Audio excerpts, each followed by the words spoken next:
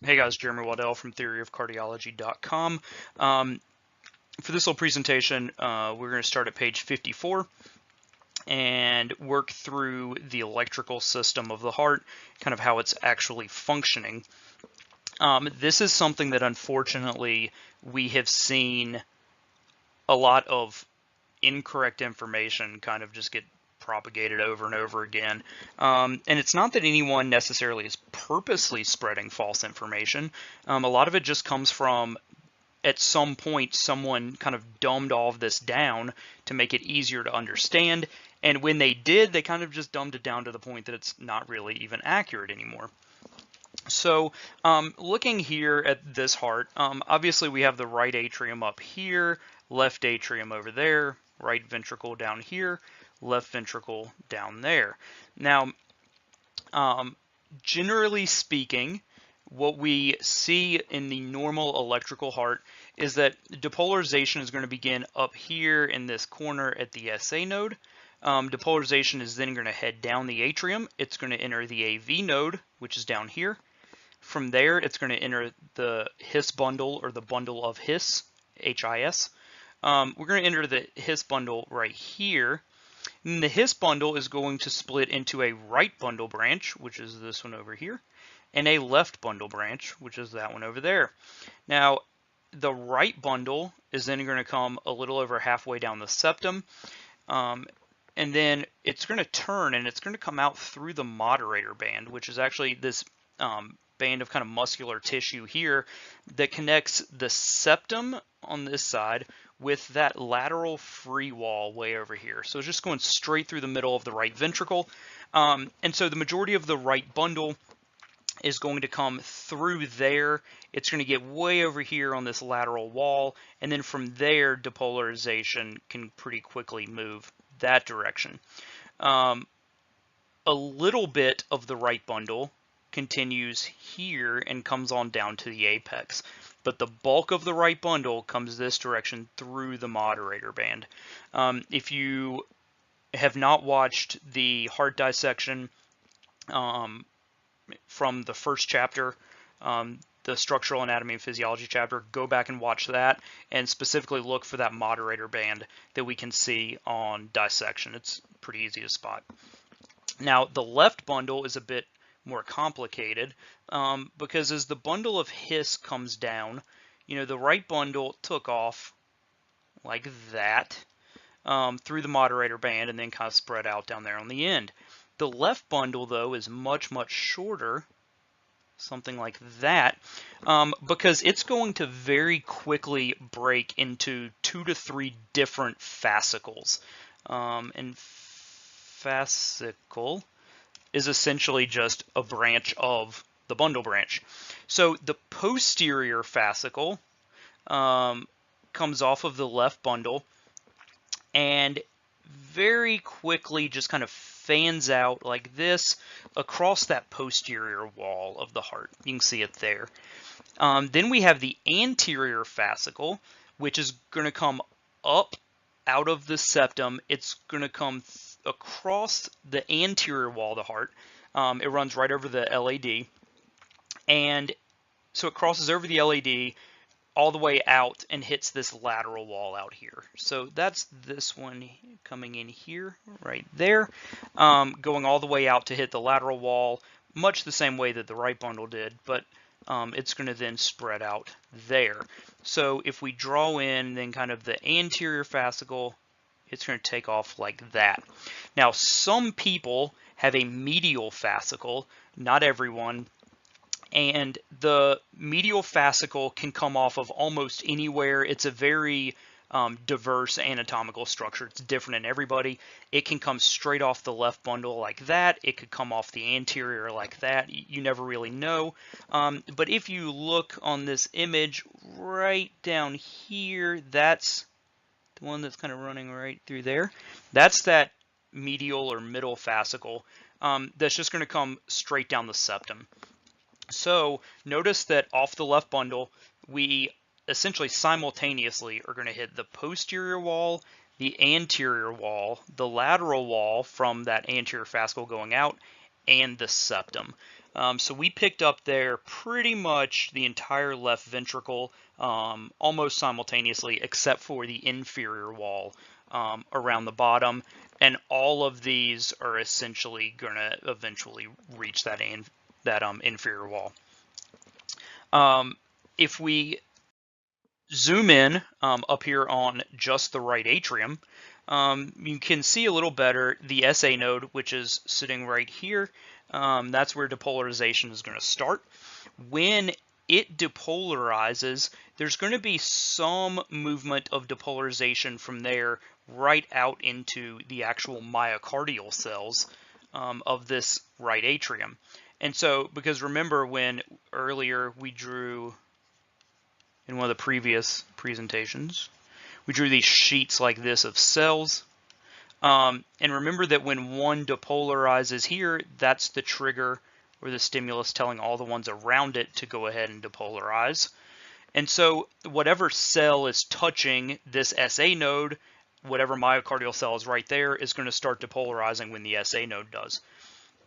But the stimulus moving from one myocardial cell to the next myocardial cell, that's a very slow process. And so what we actually have are these specialized highways, if you want to think of it that way. Generally, there are three primary ones in the right atrium. And so you can see here this anterior internodal tract that's coming around here. We have the posterior internodal tract, which is going to be coming around there. So it's going to be running more posterior down that back wall. And then we have a middle internodal tract that's coming off right there. And so these three kind of highways, these fast conducting systems, are going to very quickly shoot depolarization from the SA node down here into the actual AV node structure. And so instead of having to wait for depolarization just to move from one myocardial cell to the next, these cells are specialized. They're just going to move depolarization very quickly.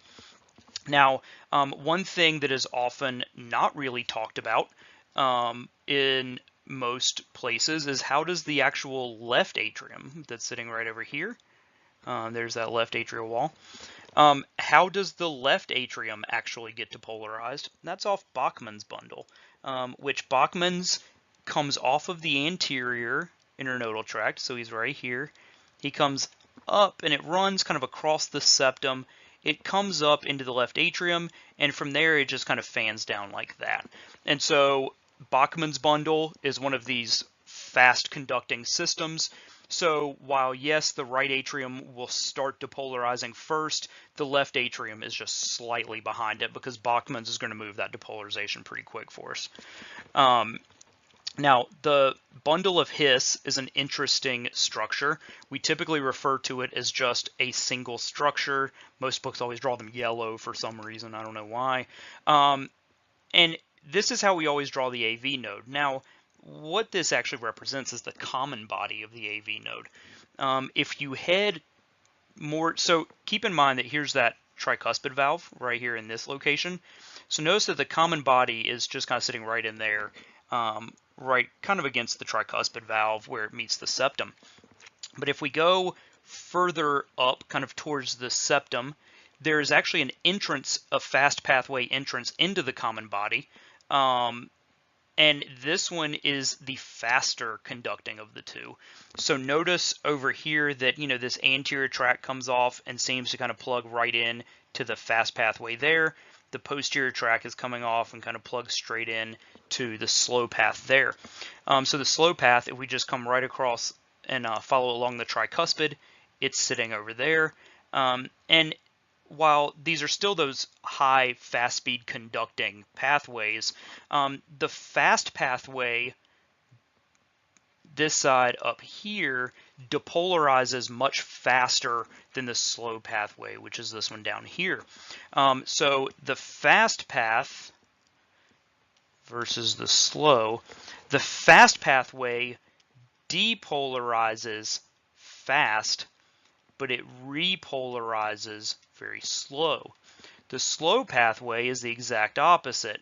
It depolarizes very slow, but it can repolarize very fast. And we'll talk more about that when we start talking about how SVTs work and some of that.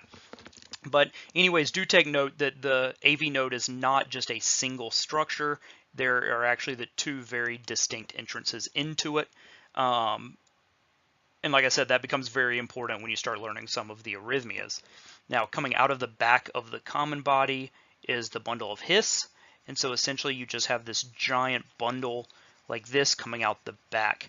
Now, one thing I do want to go ahead and mention here is you'll see the word Purkinje, P-U-R-K-I-N-G-E,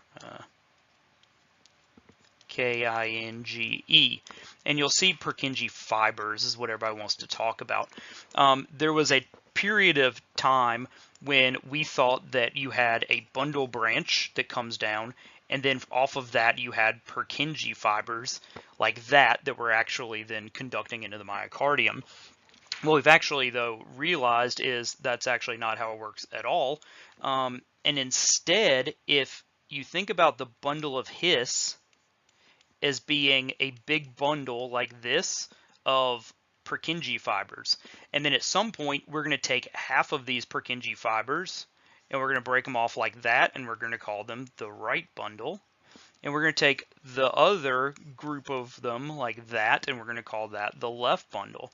And then from that left bundle, we're then going to take some of these and kind of go ahead and fan them like that. And that's going to be the posterior fascicle. And then we're going to take another big chunk of those that are in this group and run them around to the anterior wall. And then around to the lateral. So that's the anterior fascicle. And then, if we had a few more in here, kind of like that, we would take those and break them off like this to make the medial fascicle. Now, at some point, when you get all the way out to the myocardium, each individual little Purkinje fiber will start to run off kind of its own direction, whatever direction it's supposed to go. But notice, though, that the Purkinje fibers are all starting way up here at the actual AV node, and then they end way down wherever it is that they end. That is one continuous piece of Purkinje fiber all the way down, and they just spread out at the very end. Now, when we talk about how depolarization actually moves and kind of what we're seeing, when we look at the ventricles, the very first action depolarization wise that we see occur in the ventricle is that the septum depolarizes, and that happens before anything else in the ventricle, and it depolarizes off of the left bundle. So if we have our septum here and our left bundle over here, if it's going to depolarize the septum, then the septum is going to get depolarized that direction, because depolarization will always move toward the center of whatever the structure is. So if we're depolarizing from way over here on this left side of the bundle, then depolarization will appear to move that direction, because there's a whole lot more tissue over here to depolarize than there is over there. And so the very first action we see right here is a rightward movement, which is the septum depolarizing. Then, essentially simultaneously, the right bundle will depolarize the entire right ventricle, and the left bundle is going to depolarize the entire left ventricle. But when we talk about the actual size of the muscles here, there's a lot more myocardial cell over here on this left ventricle than there is over here on the right. Again, go back to that structural anatomy video and compare the size of the ventricle, the walls of the ventricles. And if, let's say, your left ventricle is that big, the wall of your right ventricle is probably more like that. It's much, much thinner. And so when we actually then depolarize the ventricles, you can see that you've got some movement to the right, but it's pretty small because there's not a lot of myocardial tissue over there. And simultaneously, we have a bigger, much bigger pull towards the left because of the mass of that left ventricle. So if you think about this like some kids playing tug of war, and you put some, 5 kindergarten kids over here on this side, and then you put 5 high schoolers over here on this side, obviously the rope is going to go that direction just by simple mass, right? The 5 high school kids are going to be significantly bigger than the kindergartners. So even though there is still some pull happening in this direction, we're obviously going to watch the rope move that way. And so same thing in the ventricle. You have a little bit of pull from here from the right, but the mass is all going to the left. And so with depolarization going from the SA node down to the AV, and then we're seeing depolarization come down the septum via the bundle branches, but more so towards the left side because that's where all the mass is. This is the final resulting actual vector that we appear to see depolarization moving on. Depolarization appears to go from the AV node up here through the ventricles down. If we consider this to be 0 degrees and this to be 90, and somewhere around there would be negative 30. This would be negative 90 degrees, and this would be 180, plus or minus, depending on which direction it is that you're moving. When we look at this, you'll see that depolarization here is hitting somewhere around the 45 degree mark. Normal is to pick it up between negative 30 and 90. Anything in there is fine just because of the anatomical differences, but somewhere generally in that 30 to 60 range is kind of where we're going to pick up depolarization. If you have an EKG available, a real one, you'll see that up in the left-hand corner of the page, so like if this image was my EKG somewhere usually up here, you will see something, some term like axis or vector, depending on what machine you have. And then you'll see like PRT, and you'll have a number, 48, 32, 74 or something. And no one really ever knows what exactly those numbers mean. Well, what it's telling you is if that's 0 and that's 90, what is the axis, what's the vector of the P wave, so the atrial depolarization. In this case, I said 48. 48's somewhere down in here, so that's telling you that the atria are depolarizing roughly in that direction. R is going to be your ventricular depolarization. Here it's negative 32, which I guess if about there's 30 and there's 60, that would be saying that my ventricles are depolarizing kind of along that line. And then the T wave, so repole is happening at 74. We'll talk about that at some other point, but that vector is essentially down in there. And so if you're trying to figure out what direction depolarization is moving through your atria or through your ventricle, if you have a 12 lead, there is the cheap, quick, and easy way to find out. But just remember, this is 0 over here, 90 down here, negative 90 up here, and this is at 180, either plus or minus, depending on what direction you go.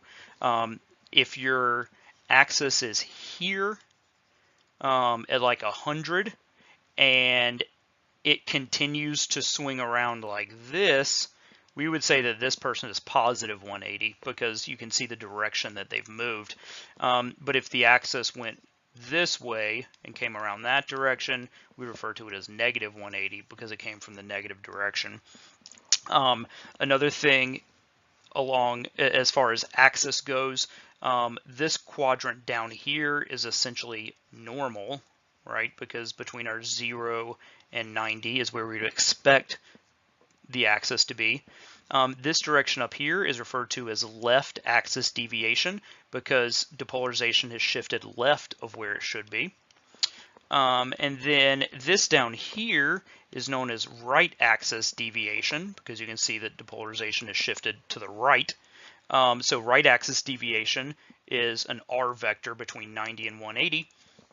And then this top left up here, it's got 20 different names. Some people refer to it as a northwest deviation, right, because it's north and west. Extreme left axis deviation, extreme right axis deviation. It has all different numbers, but take a look at EKGs if you have any around. Look up there in that top left corner and find your R-axis numbers and see if you can figure out the direction that depolarization is moving through that ventricle. Now, on page 61 of the book, you have these two charts, I believe. So notice that this chart gives you two different things. So as far as the actual tissues go, in the very early in the chapter, one of the very first pages, we talked about automaticity, and it's the ability of a myocardial cell to produce its own electricity when it needs to. So essentially every cell of the heart is capable of starting depolarization if it reaches its intrinsic rate, whatever that is. Now, when we talk about cardiac tissue, there's really only four options. We're either up here in the SA node, we're anywhere else in either of the atria, we're in the AV node or the bundle of His, or we're anywhere in any of the ventricular tissue. Everything in the heart is comprised of one of those four. So the SA node has an intrinsic rate of 60 to 100. That's where it's wanting to sit. In other words, every 0.6 to 1 seconds, the SA node wants to depolarize. Atrial tissue is a little slower, more around like 50 or 60 here. And so it's wanting to go every 1 to 1.2 seconds. The AV node is slower at 1.2 to 1.5. The ventricles are the slowest. Ventricles would love to only beat at a rate of about 20. And so that's every 1.5 to 3 or 4 seconds. So when we look at how this works, looking at this chart down here on the bottom, if at whatever point in time we have a beat from anywhere, that's going to start the clock at 0. Now, as time moves on, you can see that we're then going to hit a point right here where the SA node says, hey, it's time to depolarize, let's do it. Notice this is right around that 1 second mark, which we talked about up here at the top. That's his intrinsic rate. Now, once this SA node depolarizes, the whole heart depolarizes, and so that effectively then resets the clock to 0 because now everything has depolarized. So now we're back at 0. Well, as time goes on, 1 second later, we hit the SA node's timing, he depolarizes, we go back to 0. So why is a normal rhythm a sinus rhythm? Because the sinus node, the SA node, is always trying to depolarize first. He's the fastest, and he's never going to give anyone else a chance to actually depolarize. Now, if your SA node got sick and decided it wasn't going to depolarize until like way out here somewhere, like every 2.5 or 3 seconds, then whenever you have a beat from wherever, as time moves on, notice that then you're going to hit here where atrial tissue is going to take over. Atrial tissue at that point will produce a beat, the whole heart depolarizes, the clock starts over. So principle number one, I think probably the most important thing when talking about electrophysiology, how the heart works, is the heart follows the fastest stimulus.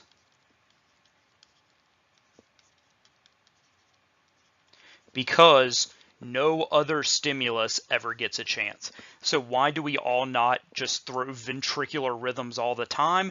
Because our ventricle is going to wait until 2.5, 3, 4 seconds after the last beat happened. Our sinus node, though, always comes in before that, so we don't have ventricular rhythms, we have sinus rhythms because the sinus node is the fastest. Hopefully that makes sense. The heart follows the fastest stimulus and only one stimulus. So whoever is fastest, we follow. No one else gets a chance.